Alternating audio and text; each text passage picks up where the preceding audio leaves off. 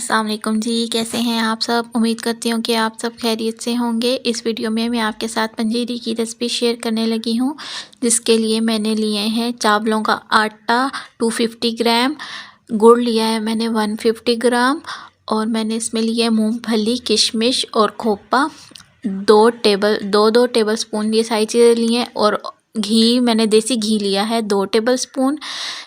सबसे पहले हम पैन चढ़ा लेंगे चूल्हे पे और उसके अंदर हम डाल देंगे चावलों का आटा और उसको हम मीडियम लो फ्लेम पे भूनना शुरू करेंगे।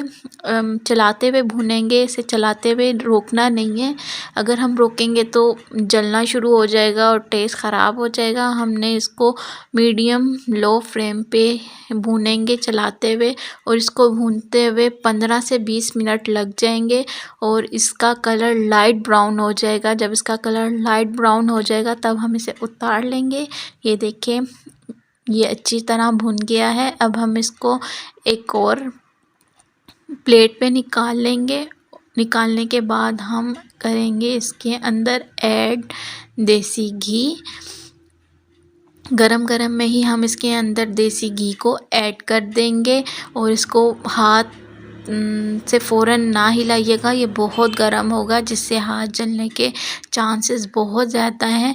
चम्मच की मदद से ही इसको आपने अच्छी तरह मिक्स करना है। जब ये छूने के काबिल हो जाएगा तो अच्छी तरह से हाथ से हमने मिक्स कर लेना है, और ये ऐसा होना चाहिए कि हाथ में जब हम इसे पकड़ें तो ये जुड़े, बहुत ज़्यादा ना जुड़े, बस जुड़ जाए।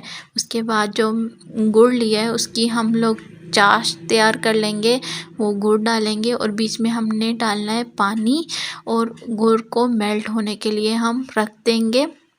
और चाश जो हमने तैयार करनी है वो 1 या 2 तार वाली चाश हमने तैयार नहीं करनी। जस्ट ये करना है कि हमने पानी डालना है, बीच में गुड़ को मेल्ट करना है और कोई तार वगैरह नहीं देखनी। और सिर्फ इतना पानी हमें चाहिए जिससे वो चावलों के आटे के अंदर अच्छी तरह मिक्स हो जाए।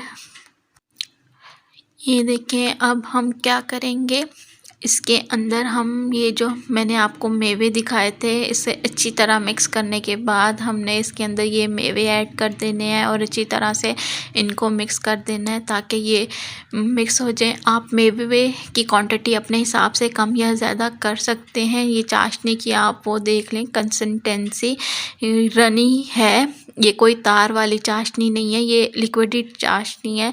इसको हम ऐड कर देंगे और हम लोग इसको चम्मच की मदद से मिक्स करेंगे। ये बहुत गर्म है, गरम गरम डाली है। गरम गरम गुड़ के अंदर आप बिल्कुल हाथ डालने की गलती ना कीजिएगा, इससे हाथ बहुत बुरी तरह से जलता है। जब ये थोड़ा ठंडा हो जाए, यानी कि हाथ लगाने के काबिल हो जाए, तो हम हाथ की मदद से अच्छी तरह इसके अंदर जो लम्स पड़े हुए हैं उन्हें तोड़ लेंगे। ये देखिए, फाइनली जी हमारी चावलों के आटे की पंजीरी हो गई है तैयार। अब मैं इसको करती हूँ डिश आउट।